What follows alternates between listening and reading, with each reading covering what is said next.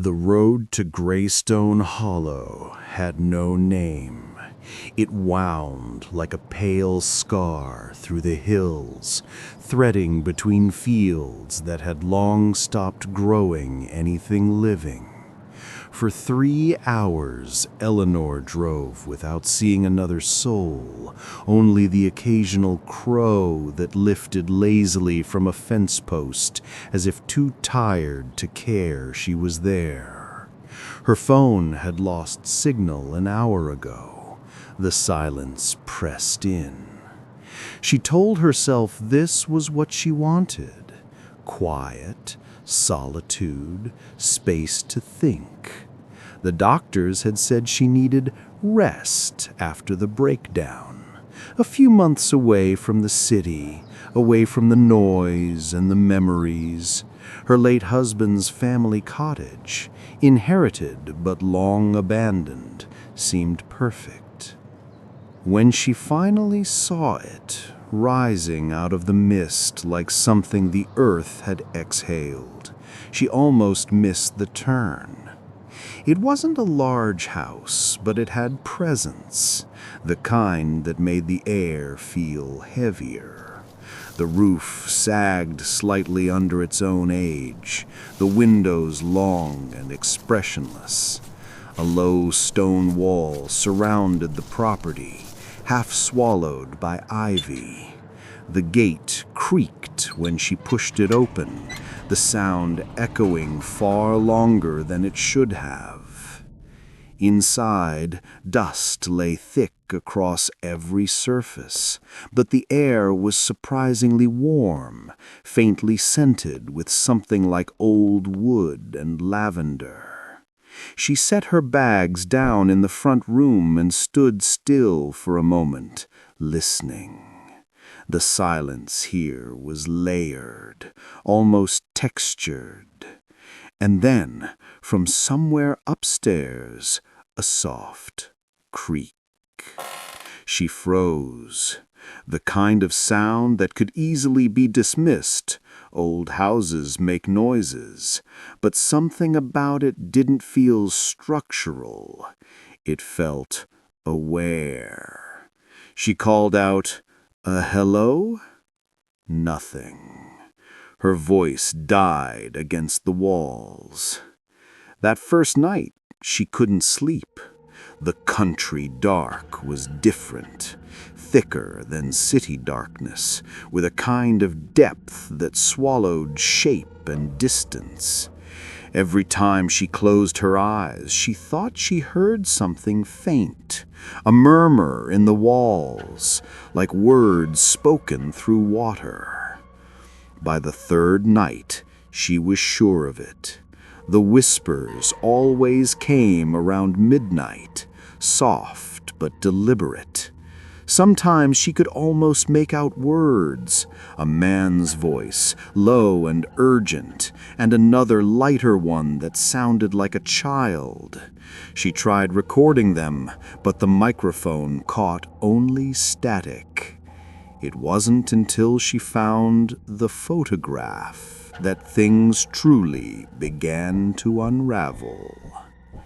It was tucked behind a cracked mirror in the upstairs hall, as if deliberately hidden. The image was black and white, faded to gray. A family standing in front of this same house decades ago.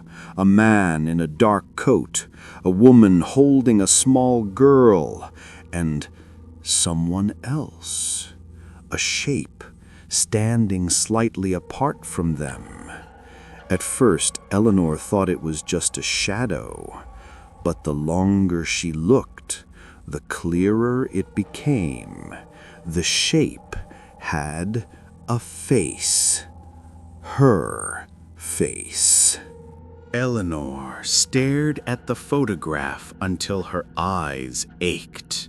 It couldn't be her. The style of clothing alone placed the image at least 50 years old, but the resemblance was undeniable. The tilt of the head, the sharpness of the jaw, even the faint scar above the left brow, one she'd had since childhood. She tried to laugh it off, but the sound came out brittle. Maybe it was a trick of the light. Maybe grief and isolation were playing tricks again. Still, she couldn't shake the feeling that whoever had lived here before, the man, the woman, the little girl, weren't strangers. They felt remembered. That night, she dreamt of them. The dream was vivid, too vivid. She stood in the parlor as it had once been, polished floors, sunlight spilling through clean curtains, a smell of bread baking somewhere close. The man from the photo sat in a chair by the fire, reading a newspaper. The woman hummed softly as she brushed the little girl's hair. It was all so peaceful, until the man looked up. His eyes met Eleanor's, and the newspaper slipped from his hand. "You shouldn't be here," he whispered.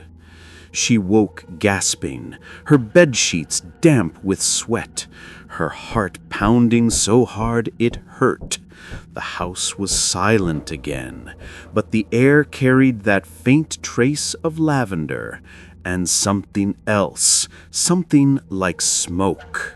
She told herself it was just the remnants of a dream. And yet, when she walked into the hallway, she saw the mirror she'd found the photo behind, cracked anew, as if struck from within. By morning, she was thinking about leaving. She even packed a small bag.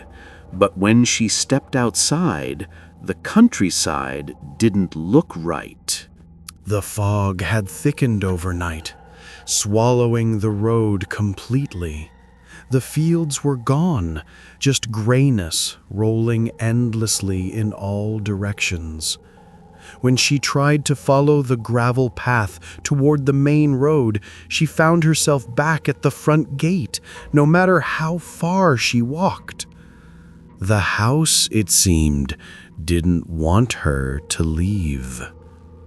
Over the next few days, the whispers grew bolder. She'd catch her reflection in a window and see someone standing just behind her shoulder, a flicker of a man's shape gone when she turned. Sometimes she'd wake in the middle of the night with the distinct feeling that someone was sitting at the edge of her bed. On the 5th day, she found the diary. It was hidden beneath a loose floorboard in the parlor, a small leather-bound journal, its pages warped with age. The entries were written in neat cursive, signed only with a single initial, E. The first few entries were mundane, talk of weather, of crops, of village life. But as the dates went on, the tone darkened. One entry read, "He's changing. Ever since the child started speaking to the walls, he says he hears her too. He says she's not ours anymore." Another, weeks later, "He built the cellar door again, said it keeps her safe. I can't tell who he means, her or it." Eleanor felt her stomach twist. She turned the page. "He's buried the key. Says if I find it, I'll only bring her back. I can't listen to the crying anymore." The last entry was short. "If anyone finds this, please don't dig." The ink trailed off into a long, uneven line, as though the writer's hand had been pulled away mid-stroke. Eleanor sat frozen, the diary trembling in her hands. When she finally looked up, the fog outside the windows had pressed closer, almost against the glass. She could see her reflection in it, or what she thought was her reflection. The figure looking back wasn't mirroring her. It was smiling. That night, she didn't sleep at all. She sat by the fire, clutching the diary, staring at the cellar door she hadn't noticed before, a square outline beneath a worn rug near the kitchen. Every rational part of her screamed not to open it, but the whispers were louder now. They weren't muffled or distant anymore. They seemed to come from beneath her feet. She pulled the rug aside. There it was, the latch, old but unbroken, with the faintest trace of fresh dust disturbed around it. She hesitated, then remembered the diary's warning, "Don't dig." Her hand still moved toward it.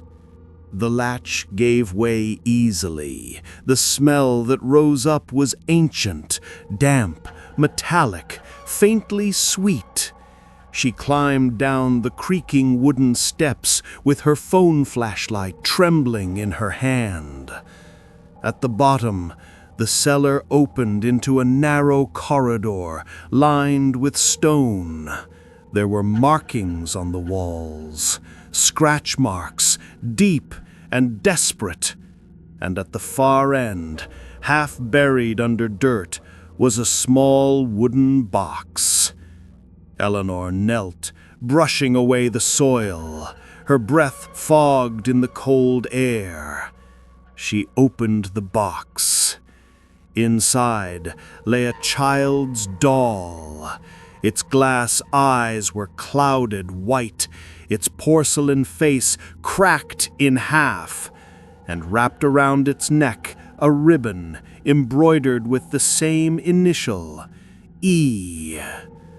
The whisper came again, right behind her ear this time.